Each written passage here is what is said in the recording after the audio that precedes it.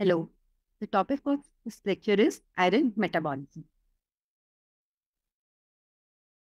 Now, as all of us have studied, iron is an abundant chemical element on Earth, and it is represented by the chemical symbol Fe, which is derived from Latin word ferrum.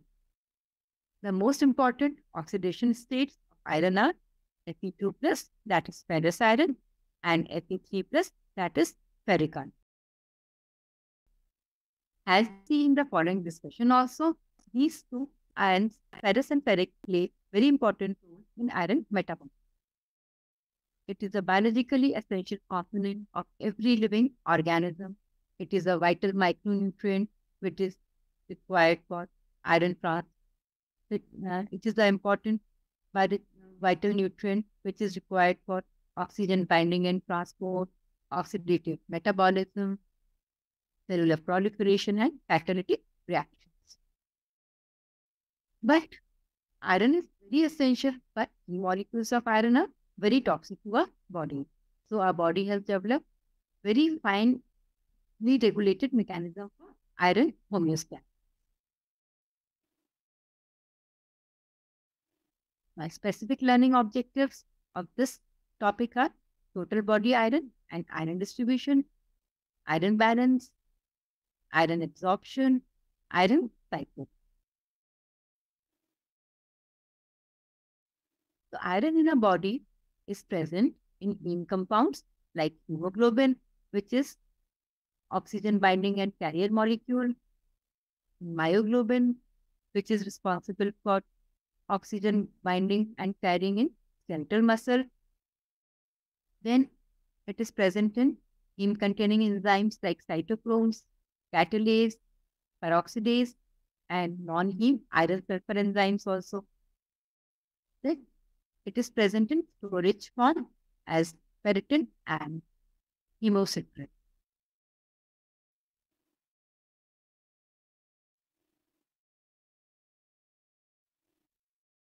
Now, in iron transportation and storage, there are three molecules which play a very crucial role. These are transferrin, ferritin, and hemosiderin. Transferrin is plasma iron binding protein. It is a glycoprotein which is secreted by liver. Now, once secreted, it comes to plasma and it has very high affinity for ferric iron.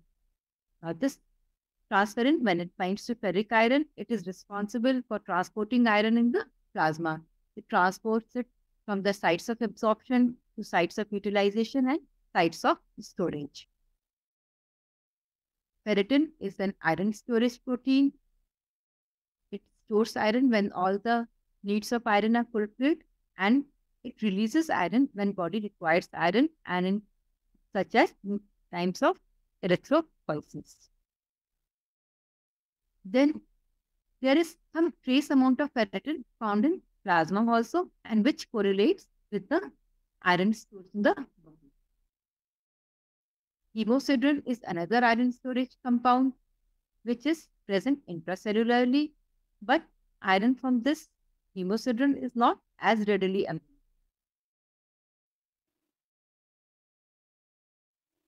What is the total body iron distribution? Now, what is the body iron distribution? In an adult male, total body iron is 50 milligram per kg body weight, which amounts to 3.5 gram, and in an adult female, it is 35 milligram per kg body weight, which amounts to 2.1 gram. As you can see from this table, hemoglobin contains approximately 65% of iron, which is maximum. Then myoglobin and other enzymes contain 5% of iron. Transferrin iron contains 0.2% of iron, and iron stores contain approximately 30% of iron. So, hemoglobin and iron stores have maximum amount of iron.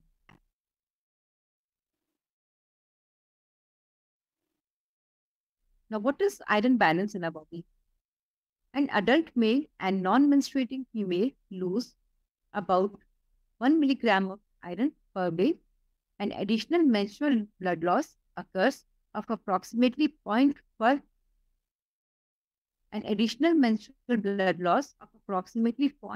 milligram per day occurs in females.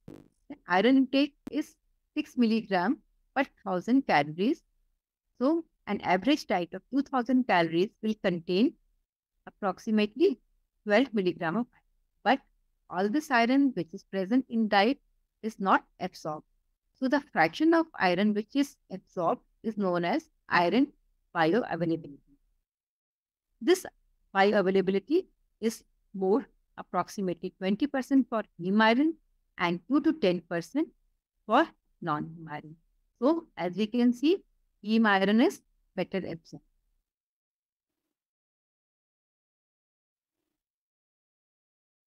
In a body, iron is used over and over again. So, approximately 25 milligram of iron is recirculated and recycled daily. As we have seen, approximately 1 to 2 milligram of iron loss occurs daily, which is the amount which must be absorbed. So, iron loss must be matched by iron absorbed.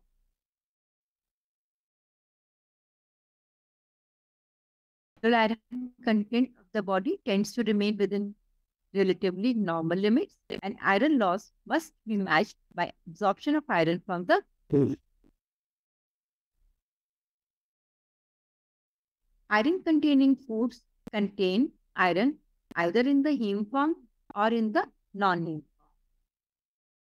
Heme iron is present in the form of myoglobin and hemoglobin in meat, liver, poultry, fish, etc. And this has better bioavailability. As we have seen, it is 20% of heme iron is absorbed.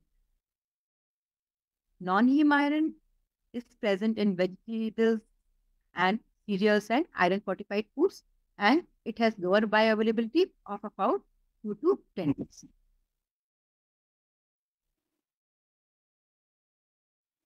Iron absorption takes place in the duodenum because of its low pH, which is due to the gastric contents coming to the duodenum. So this is the place where absorption of iron takes place. Now let us see how iron is absorbed in the duodenum. These are the epithelial cells of the duodenum. This is the luminal aspect, and this is the basolateral aspect of the duodenal epithelial cell. This is the lumen. Here we can see the brush border epithelium of the duodenal cells. Here we can see some transport proteins like heme transporter, divalent metal transporter 1, and we can see this enzyme duodenal cytochrome B, which is a very reductive. Now, this iron which is coming from food is either in the heme form as we have studied, or it can be in the non-heme form. This heme iron is transported to the apical aspect of the cell by heme transporter. And here, this iron is released from the heme compound, and here this is the iron. Then non-heme iron is in the ferric form in the body. This ferric form is highly insoluble, so it is first converted to ferrous form, which takes place via duodenal cytochrome. Now, once it is reduced to ferrous form, it is taken up by divalent metal transporter 1, and it is incorporated inside the epithelial cell of the duodenum. Here now this iron, which is released either from the heme or from non-heme iron, it has two forms. Either it will be incorporated as mucosal ferritin, or it will pass to the basolateral aspect of the epithelial cell. Which path is followed will depend on the amount of iron in the body. If the iron stores are depleted, that is sufficient, then this iron will be mostly retained as the mucosal ferritin. But if body requires iron, then this iron will be transported to the basolateral aspect of the epithelial. Here, as the iron comes here, then it is transported through ferroportin 1. Here we can see this ferrous iron is coming out through ferroportin 1. This ferrous iron, as soon as it comes out, has to be again oxidized to ferric form. These ferrous molecules are very toxic to our body. They generate free oxygen radicals. So it is again converted to ferric form. This takes place by a ferrooxidase festin. Now, as soon as this ferric iron is formed, this is bound to plasma transferrin. As we have studied, this plasma transferrin is the carrier protein for iron in the body. So this plasma transferrin along with iron goes to different parts of the body like liver, erythroid marrow for RBC formation, and other parts of the body for formation of enzymes and myoproteins. Now, there is no active mechanism for iron excretion, and as we know that free iron is very toxic to our body, so amount of iron in our body must be tightly regulated, and this tight regulation of iron takes place through absorption, and this hepcidin is the master regulator of iron absorption. Hepcidin is produced in liver. Now, as we see this transferrin which is taking iron to the liver, here in response to the iron content in liver, hepcidin is secreted. If iron content of liver is high hepcidin is secreted, and if iron content of liver is low hepcidin is. So this hepcidin, it binds to ferroportin and it causes its degradation. So if iron levels are high in liver, high hepcidin is secreted, then this hepcidin binds to ferroportin and causes its degradation. So iron will be trapped in the mucosal epithelial cell and will not be able to come out because ferroportin has been destroyed. And suppose if this iron level is low hepcidin will be secreted, and this degradation of ferroportin will not take place. Ferrous iron will come out through this basolateral aspect of the cell and it will bind to transferrin after oxidation to the ferric form. So, hepcidin then regulates the absorption through destruction of ferroportin.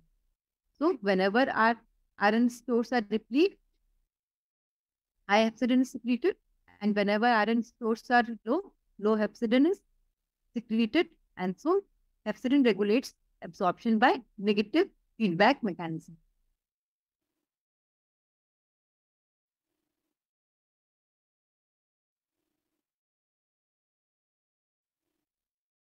Now, as we have studied that in our body, daily 25 milligram of iron is recycled and reused. So, this is known as iron cycle. Only about 1 to 2 milligram, which is lost by shedding of skin, gut epithelium, and endometrium. This is to be absorbed by intestinal absorption. So, iron is absorbed in duodenum. So, iron is absorbed in duodenum. Then it comes to circulation via plasma transferrin. It goes to liver and other parts of the body and erythroid marrow, where erythropoiesis takes place. Now, mature RBCs come to circulation, and then after a span of 120 days, these are destroyed in the spleen and liver. Then after a period of approximately 120 days, these RBCs are destroyed in the spleen by mononuclear phagocytic cells. Iron is released and it comes to the circulation via plasma transferrin, and some of it is stored in the spleen. So this cycle is complete, and the amount which is lost is to be absorbed by the duodenal epithelial cell. So this is how tight regulation of iron metabolism is there in our body.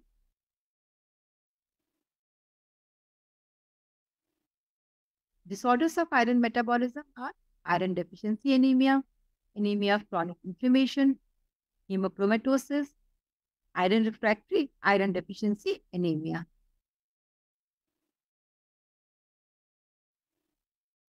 Thank you so much.